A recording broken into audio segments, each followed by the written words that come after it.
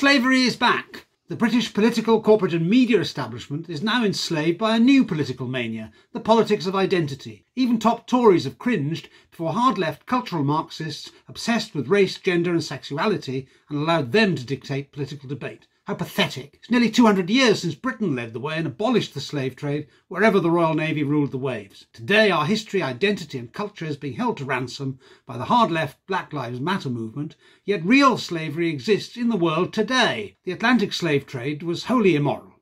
All slavery is. Sadly, slavery has been a constant throughout all human civilizations for thousands of years. But it's only the Atlantic slave trade, lasting a mere 200 years, for which an entire people alive today have to atone for the sins of their ancestors. A fact that Black Lives Matter won't tell you is there were more white slaves bought and sold in North Africa than blacks transported to America. The Arab slave trade started in the 9th century and continues to this day. Christians were enslaved for 700 years in Islamic Spain. European slaves were still bought and sold in the Ottoman Empire for decades after African Americans were freed in the United States. Have their descendants taken the knee? And how was that freedom won?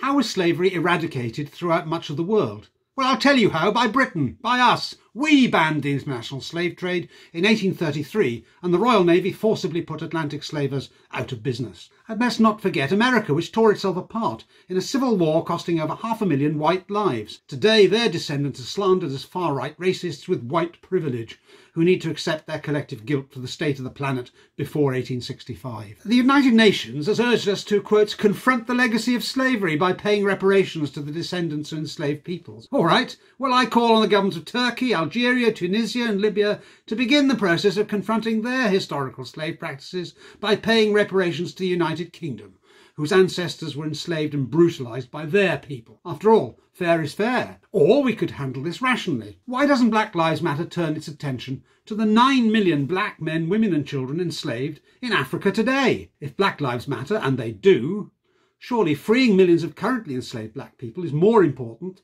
than defunding the police or destroying capitalism. The fact that Black Lives Matter isn't interested in liberating modern-day black slaves or confronting human rights outrages in Zimbabwe or Venezuela or China tells you all you need to know. Their founders are self-proclaimed trained Marxists and their followers are cultural vandals. They're interested only in perpetual grievance-mongering and sowing racial discord. No one's defending slavery, but when dangerous groups are leveraging white guilt to pursue demented political ideologies, it's time to stand up for ourselves and fight back against the falsification of history. Enough is enough.